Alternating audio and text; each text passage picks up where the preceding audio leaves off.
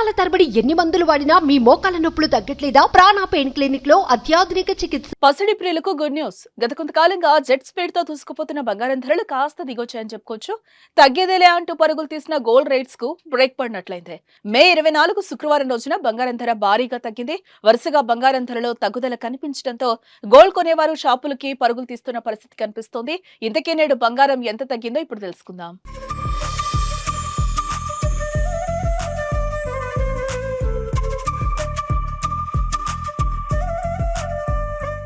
గురువారం ఉదయం 10 గ్రాముల బంగారం ధర 75,700 రూపాయలుండగా శుక్రవారం నాటికి ఏకంగా 1,573 రూపాయలు తగ్గి 74,127 రూపాయలకు చేరుకుంది.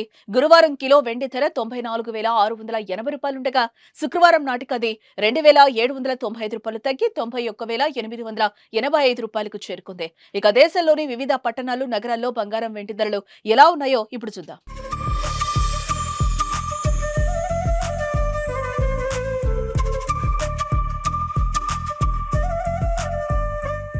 హైదరాబాద్ లో 10 గ్రాముల బంగారం ధర 74,000 రూపాయల 127గా ఉంది.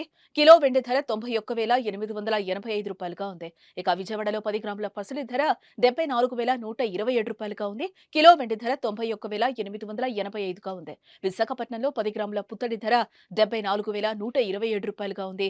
ఇక కిలో వెండి ధర అయితే 91,885 రూపాయలు. గత 3 రోజులుగా స్వల్పంగా తగ్గడమే కాకుండా నేడు భారీగా తగ్గడం ఊరటనిస్తోందని చెప్పుకోవచ్చు.